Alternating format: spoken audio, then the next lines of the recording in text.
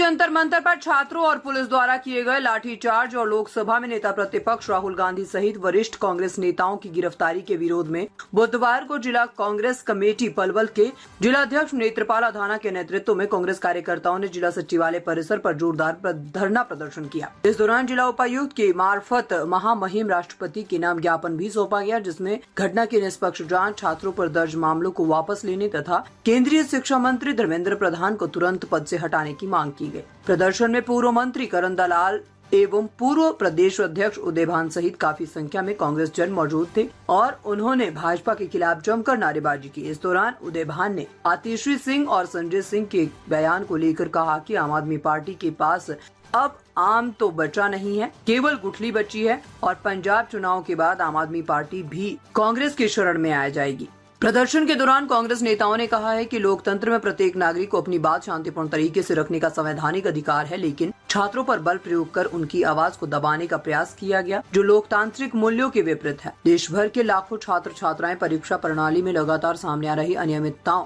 Paper leak की घटनाओं, भर्ती प्रक्रियाओं में देरी और प्रशासनिक विफलताओं से परेशान है और ऐसे समय में सरकार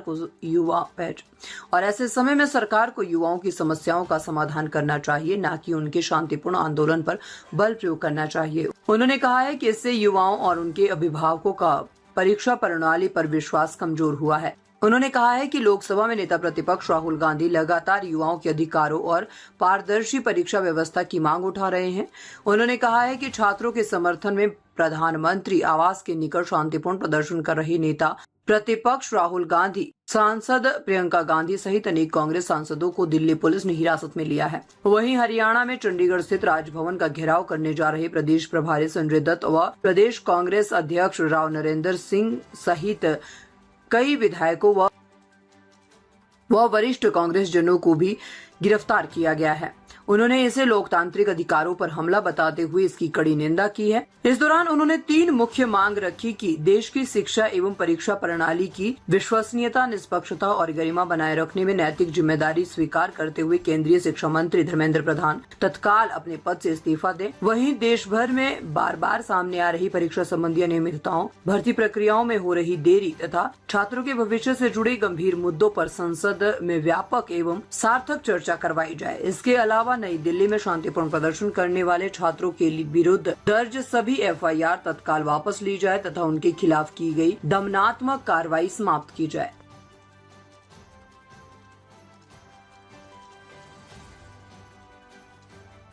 अजय जी, आज जो विज्ञापन सौंपा गया है, प्रदर्शन किया है, विरोध प्रदर्शन, क्या कहना चाहोगे, क्या मांगा इसमें रखी गई? देखिए, 20 जुलाई 2026 को जो छात्र सोनम वांगचुक के साथ जो धरने पे जंतर मंतर पर बैठे थे, 20 जुलाई को बहुत बेरहमी से उन बच्चों को मारा गया। और जिन बच्चों को मारा गया उनकी अगर उम्र देखें तो वो उम्र 16 साल से लेके 19-20 साल तक की ज्यादातर एज थी। कुछ बड़े भी थे, ऐसे लोग भी थे जो नौकरी भी कर रहे थे लेकिन फिर भी आए, उनका किसी पार्टी से संबंध नहीं था, सिर्फ इसलिए कि बच्चों के साथ ज्यादती हो रही है। या कुछ लोग ऐसे भी आए जो उन बच्चों के अभिभावक थे, जिनके सीने में दर्द था कि नीट जैसी परीक्षा बार बार फेल हो रही है और भी एग्जाम नहीं हो रहे, जो नौकरियां भरने की बात है वो नहीं मिल रही। उन सबके खिलाफ एक भारी रोष था और जब वो बच्चे काफी दिनों से नहीं उठ रहे थे, हंगर स्ट्राइक चल रही थी, तो उनको बहुत बुरी तरह से मारा गया, लड़कियों के कपड़े तक फाड़े गए। और इस प्रदर्शन में जो सबसे बड़ी बात, सबसे दुख की बात है, कुछ सिविल लोग भी थे जो पुलिस से कोई संबंध नहीं था, उन्होंने भी बच्चों को बुरी तरह से मारा। क्योंकि शायद बीजेपी वालों ने सोचा होगा कि पुलिस वाले भी के भी बच्चे आखिर पढ़ते हैं, तो उन्होंने लगा कि ऐसे लोगों को भेजो ताकि पुलिस अगर रहम करे तो रहम ना किया जाए, और बुरी तरह से उन बच्चों को मारा। राहुल गांधी, प्रियंका गांधी को जब ये सब पता चला तो वो राम मनोहर लोहिया में उन बच्चों को देखने गए। और उसके बाद कल खड़गे साहब का जन्मदिन था और वहीं पे जब वो जन्मदिन की शुभकामनाएं देने गए तो वहीं से वो फिर मोदी जी के निवास पर चले गए और वहां धरने पर बैठ गए। उनके साथ मल्लिकार्जुन खड़गे साहब थे, सारे एमपी साहिबान थे, वे शांतिपूर्ण धरने पर बैठे हुए थे। और शाम को पुलिस ने बहुत बर्बरता वहां पे की, जबकि लीडर ऑफ अपोजिशन एक अहम पद होता है इस देश का, 150 करोड़ देश की जनसंख्या का लीडर ऑफ अपोजिशन को इस तरह से खींच के ले जाना, उन सब का रोष एक था और उसके लिए आज हमने सभी जिलों में ये ज्ञापन देने का काम किया डीसी के माध्यम से। और उस ज्ञापन में राष्ट्रपति के नाम जो ज्ञापन दिया उसमें 3 मुख्य रूप से मांगे थी। पहली ये कि धर्मेंद्र प्रधान नैतिकता के आधार पर इस्तीफा दे, ये बीजेपी सरकार उससे रिजाइन ले। दूसरी, जो ये छात्रों के साथ बर्बरता हुई और जो भर्तियों को नहीं भरा जा रहा है उनके लिए संसद में चर्चा हो, एक विस्तृत चर्चा हो ताकि कुछ कंक्लूजन निकले। तीसरा था कि जो बच्चों के साथ बर्बरता तो हुई और उन्हीं बच्चों के खिलाफ गंभीर धाराओं में मुकदमे दर्ज भी किए गए, तो कांग्रेस पार्टी ने यह कहा कि उनके मुकदमे भी वापस लिए जाएं और एक निष्पक्ष जांच हो। इसी के खिलाफ आज हमने राष्ट्रपति के नाम डीसी के माध्यम से हमने ज्ञापन सौंपा, जिसमें हमारे जिले के सभी प्रमुख नेता इसमें शामिल थे। पूर्व मंत्री करण सिंह दलाल जी, पूर्व अध्यक्ष हरियाणा प्रदेश कांग्रेस कमेटी के चौधरी उदयमान जी,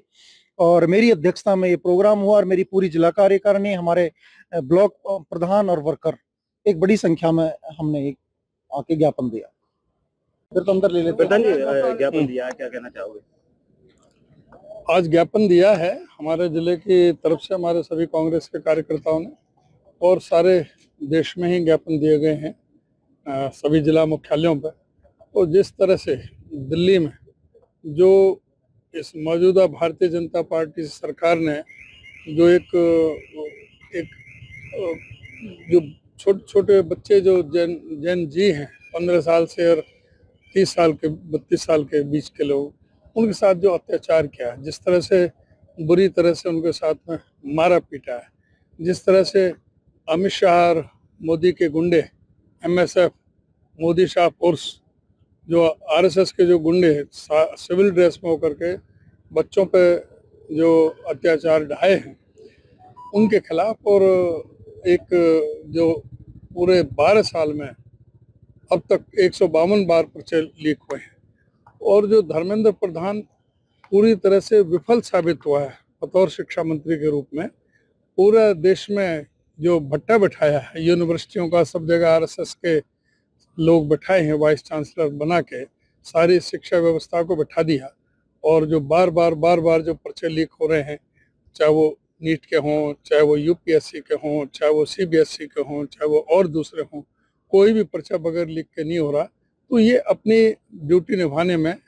पूरी तरह से विफल साबित हुए। इनका काम तो सिर्फ चुनाव जिताना और जो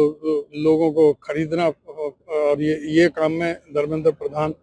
का इस्तेमाल करते रहे हैं, विभाग की तरफ ध्यान नहीं दिया। तो इस वजह से लोगों के अंदर बहुत भारी गुस्सा था। और जब इन बच्चों के साथ जो हुआ, हमारे जो नेता आदरणीय श्री राहुल गांधी जी ने इनके खिलाफ जो पिछले 3 महीने से मुहिम छेड़ रखी है, और जो सब जगह हमारे एनएसयूआई के, यूथ कांग्रेस के, हमारे पार्टी का मेन जो हमारे जिला कांग्रेस हैं, ब्लॉक कांग्रेस हैं, उन्होंने जो प्रदर्शन और धरने दिए हैं, जो इस तरह से लाठियाँ भी खाई हैं, जिस तरह से पानी के बौछारें सही हैं, और फिर उसके बाद में राहुल जी ने कोटा में और देहरादून में जिस तरह से उनके मुद्दों को बहुत बेहतरीन ढंग से उठाया। तो और उनको भी जब ये पीड़ा हुई कि जो यहाँ पर जंतर मंतर पर हुआ, और उन्होंने पर जा कर के प्रधानमंत्री के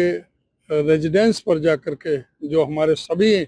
मेंबर पार्लियामेंट, जो चुने हुए जनप्रतिनिधि हैं, जब उनकी बात ना तो पार्लियामेंट में सुनी गई और ना कोई जो उनकी बात को जब नज़रअंदाज किया गया, स्पीकर के पास गए, उन्होंने भी नहीं सुनी। उन्होंने भी कह दिया कि मैं सरकार से बात करूंगा,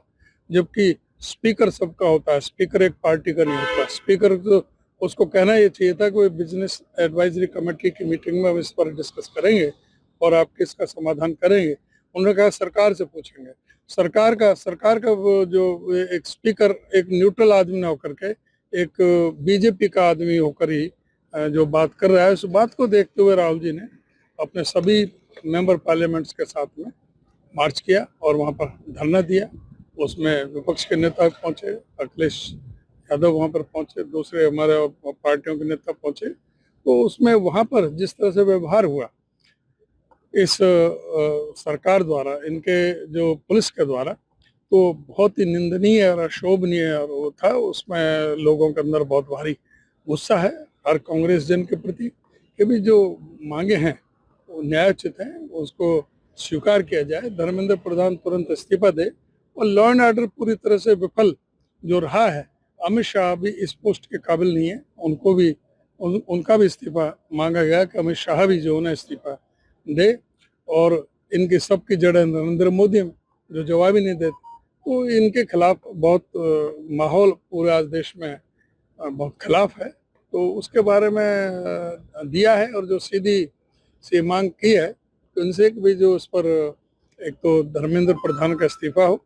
और इस पर पार्लियामेंट में चर्चा हो व्यापक तौर से, तो ये सारी चीज रख करके इसमें राष्ट्रपति के नाम से ज्ञापन दिया है,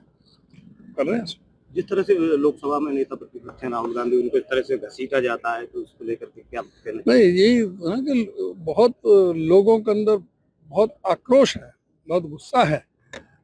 ना केवल कांग्रेस जन की बल्कि हर हिंदुस्तान वासी के, उनके मन में एक पीड़ा है कि भाई कि जब नेता विपक्ष के साथ में ये व्यवहार है, ये जो क्रूर शासन जो चल रहा है, इसको अब उखाड़ फेंकने का समय आ गया है,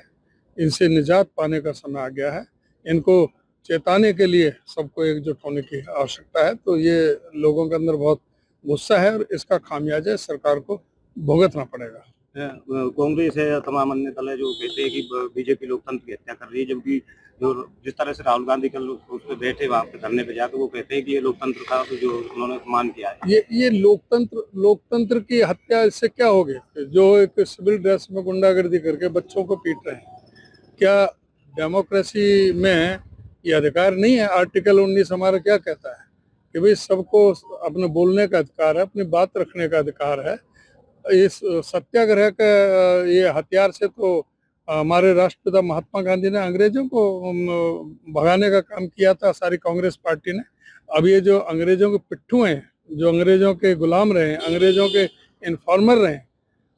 अंग्रेजों की जिन्होंने मुखबरी करी है, इनके शासन को उखाड़ फेंकने के लिए भी कांग्रेस ही एकजुट होकर के इनको शासन से उखाड़ फेंकेगी। आम आदमी पार्टी की जो पूर्व मुख्यमंत्री रही आतिशी सिंह और राज्यसभा सांसद संजय सिंह, उन्होंने बयान दिया कि नरेंद्र मोदी ने बच्चों को उसको जो प्रदर्शन को उसको कमजोर करने के लिए राहुल गांधी को धरने पर बैठा दिया। जुगलबंदी है बीजेपी और कांग्रेस में। ऐसा आम आदमी में आम तो रानी गुठली रह गई, कुछ भी नहीं है। और ये पंजाब के इलेक्शन के बाद ये आम आदमी पार्टी देख लेना, ये भी कांग्रेस की शरण में आएगी।